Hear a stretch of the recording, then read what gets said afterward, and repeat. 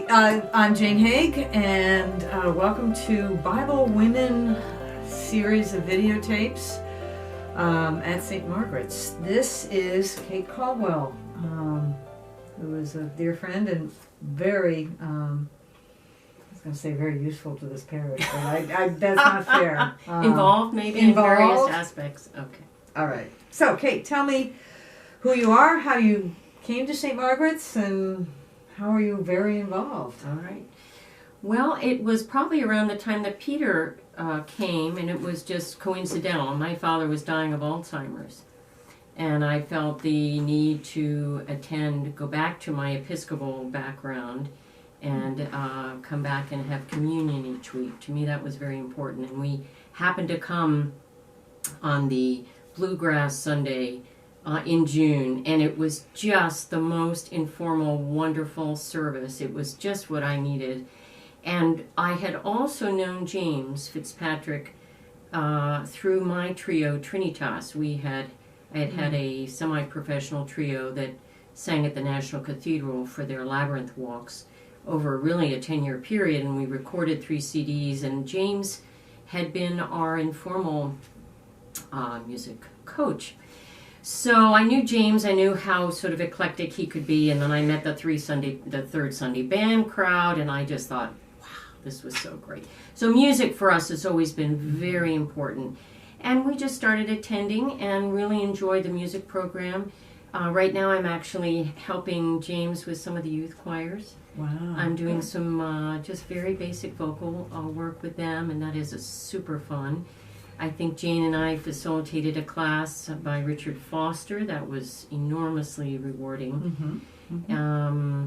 I've been a member of the Mission Commission team, I guess, for almost 3 years, and that has been very interesting to read some of the resources that I think you brought to us, Jane, Toxic Charity and When Helping Hurts. So I've learned a great deal being in this parish. I know there are many other opportunities. Harry, of course, is very involved in the homeless. So we are really very thrilled to be here. Great, thank you. Yeah. Today we're talking about Naomi, Ruth, and Orpah. Okay. So let's start about what you found interesting about Naomi. Well, interesting. The question that I had read was, what did I learn differently about Naomi? Now, I've loved this story for so many years, and I always sort of focused on Ruth. Ruth was sort of the heroine, and the one you think about, oh, she's the one that eventually married Boaz and really changed the trajectory of the story of Christ, because that was who eventually bore a son who's then became, and Naomi became the great whatever grandmother of, was it David. Who then became the long line to Jesse, or maybe Jesse was his father. Anyway, I'm mixing it up. But anyway, it was the long line to Christ. But Naomi was when I really got in her shoes, I realized she had to leave Bethlehem. And she was a stranger in a strange land with her husband. They left because of famine, I believe. Mm-hmm. And so they had to go to Moab, which was actually really not a happy place for the Jews. So they were probably not that welcome, but they were desperate. She and her husband and then 2 sons. They died. So she then was a widow coming back to Israel. And of course, reading through the social history of what women had, they had nothing, no rights. So she returned, and Ruth came with her, and they obviously had such a strong bond already. And the other sister-in-law, Orpah, said, well, thanks very much, I will stay and go back and not come with you. And Naomi had really given her daughters-in-law the choice, and which I thought was she obviously understood them and respected them. So Naomi coming back, I thought, was very courageous. She also probably had a real purpose, which was to figure out how to reclaim the land that had been her husband's rightly. And so the only way she could do that was through a kinsman redeemer, is that what it's called? A kinsman, redeemer, kinsman, redeemer, who would have been a close male relative. And I think some perspectives on this is she was so conniving, and she put Ruth in a place with Boaz on the field, and then later on in the threshing floor, and you could really read a lot into that. And I think to some extent that's true, but on the other hand, that was all she really had. Yeah. She had no other resource but to make sure that there was some lineage that would continue so that the son could inherit the lands and she would then not be destitute. I mean, it was for her and for Ruth. I thought it was very interesting, Boaz's character initially portrayed, and throughout, such a great guy.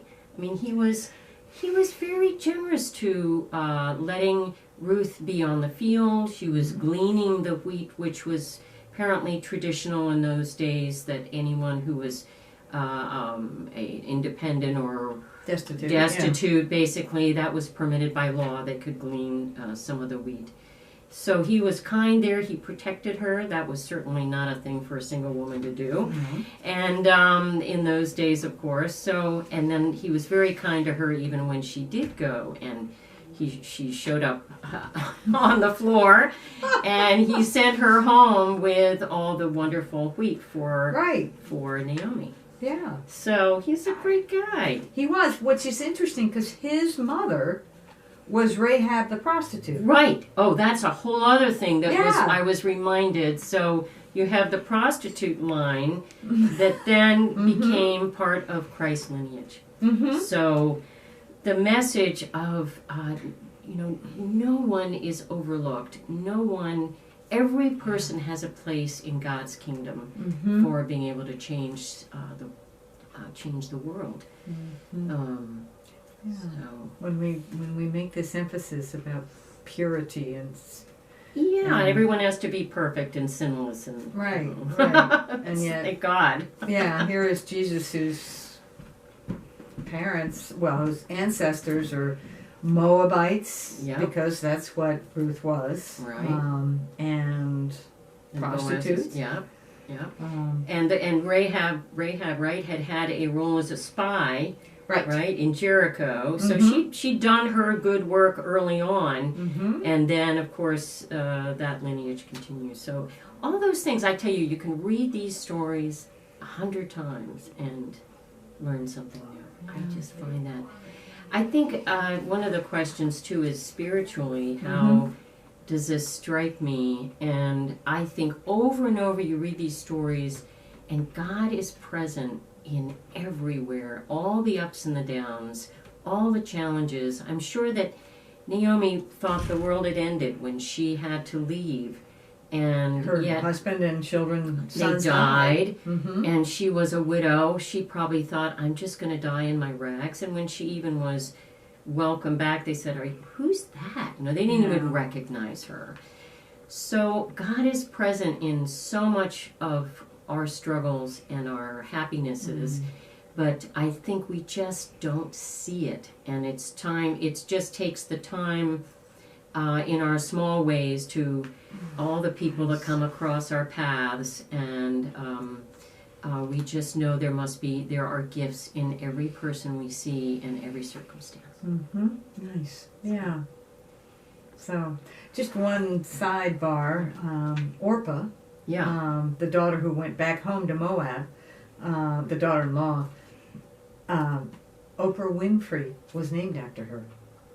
I did not know that. And that's great. When they went to write on the birth certificate, what is this baby's name, they misspelled it. Instead of Orpah, it was Oprah. Oh my gosh. How about that? I love that little That's factoid great. that when I was teaching school, they loved. Oh, really? Anyway, they never forgot Orpah. They may have forgotten Naomi and Ruth, but Orpah was all of a sudden up there in the panoply of great stars. It is an amazing story, and I agree. I really like the emphasis on Naomi as opposed to how wonderful Ruth was. That Naomi was an amazingly resilient, strong, faithful woman who it's one of those things when one door is closed, when your husband and sons die, Yeah. don't despair because maybe God has a different plan for you, or God will continue to take care of you. Yeah, and she was really, I thought, faithful to her own family. I mean, it was a time when she could go back and really try to reconnect.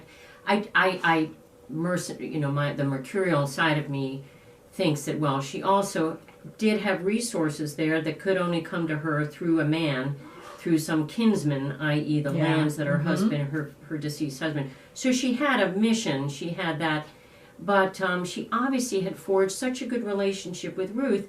Ruth, who was an Israeli or a Jew, and in a new world that maybe they weren't of the same religion.